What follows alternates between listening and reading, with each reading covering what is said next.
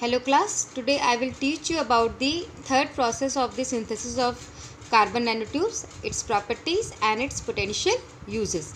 So the third process is named as the chemical vapor deposition.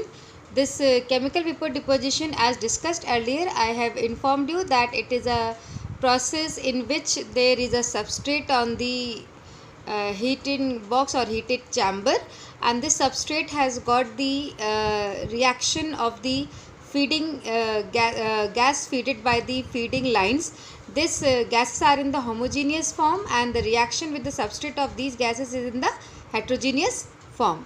So this is the reaction zone, and in this the byproducts which are created, they are evolved in the gaseous form, and it is useful to create the carbon nanotubes in thin film form.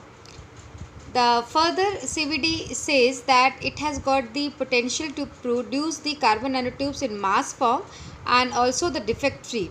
And in this the temperature required is high, where we give the hydrocarbons gases at the high temperature these carbon dissociates from the feedstock and diffuses onto the catalyst. Along with the carbon nanotubes that are being produced, there are some impurities in the form of amorphous carbon fullerene that needed to be separated out, and this treatment is done by the acid treatment followed by the popular sonification method. Now next comes the properties. Among the properties, the first property is strength, which says that they have got the high tensile strength and they are also elastic. In the elastic category, we can say that it has it has a limit, and they are under the strong forces they permanently deform to a shape of a nanotube. The strength of the nanotube depends upon the weakest segment, or we can say individual segment, and overall we can say it depends upon the weakest segment in the tube, as the chain of the carbon is there, and it can be affected when the defects in the structure of the nanotube is there. Next is the hardness. These nanotubes bear the good pressure that is up to 25 gigapascal without being permanently deformed, and they can undergo the super hard phase also. Electrical properties says that they have got the high conductivity and constant resistivity. Why it is so? Because when the carbon nanotubes are formed, the structure of the atoms is there. They are having the minimum of collision that makes it to be highly conductive. Next is the thermal properties.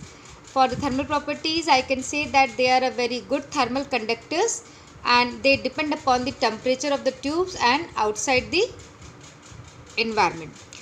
The wet ability means that what the surface contact angle the CNT makes, and we have found that they are making a range of this kind of surface angle with the surface contact when they are in contact of any surface, that makes it to be of super hydrophobic property.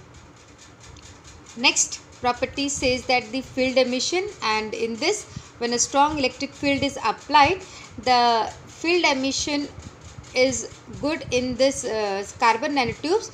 That depends upon the high aspect ratio and the small diameter of the carbon nanotubes. What is aspect ratio? Aspect ratio is the ratio that makes the carbon nanotube to be of good property, and that makes it to be of good electrical conductivity. This makes the CNT to possess the electrical conductivity comparison to the conventional additives, and the CNT has got a good aspect ratio as compared to others. As far absorbent is concerned, this absorbent has got a property that makes the CNT to be in a composite character when it is taken. It is due to its lighter weight that they are having the good absorbing property, and their larger flexibility, high mechanical strength and super electrical properties makes carbon nanotubes to be a good absorbent materials. Now next is the potential uses. the potential uses of the carbon nanotubes, that they are widely used in the nanoelectronics, they are used in the wastewater treatment, they are used in the solar cells, they are used in the hydrogen storage, they are used in the drug delivery to the human beings in various treatments also, they are used in biosensors, diagnostic imaging tools, artificial muscles and space elevators.